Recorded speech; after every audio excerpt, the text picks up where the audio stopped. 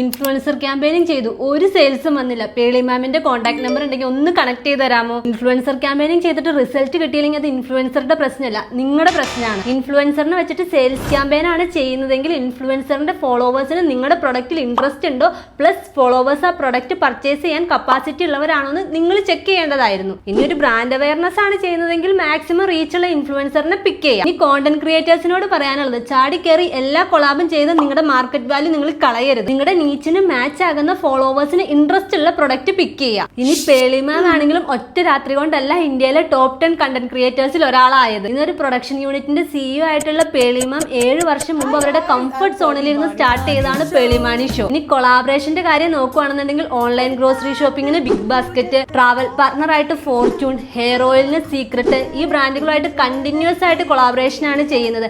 എന്താ വേറെ ബ്രാൻഡ് അവരെ കോൺടാക്ട് ചെയ്യാത്തതുകൊണ്ടാണോ? കണ്ടിന്യൂസ് ഒരു ബ്രാൻഡായിട്ട് കൊളാബറേറ്റ് ചെയ്യുമ്പോൾ കൂടുതൽ ട്രസ്റ്റ് ആണ് ഫോളോവേഴ്സിൽ ക്രിയേറ്റ് ചെയ്യുന്നത്. അതുപോലെ ഒരു ഇൻഫ്ലുവൻസറിന് പബ്ലിക്കിനെ എങ്ങനെയൊക്കെ നല്ല രീതിയിൽ ഇൻഫ്ലുവൻസ് ചെയ്യാന്ന് അറിയാൻ വേണ്ടിയിട്ട് പേളി മാമിന്റെ വീഡിയോസ് ഒക്കെ ഒന്ന് കണ്ടു നോക്കിയാൽ മതി. ഓണം ക്യാമ്പയിൻ ഒക്കെ സ്റ്റാർട്ട് ചെയ്യാൻ പോവാണ്. ആവശ്യമായിട്ടുള്ള എല്ലാ ഫ്രണ്ട്സിനും ഇത് ഷെയർ ചെയ്തോ. Follow for more.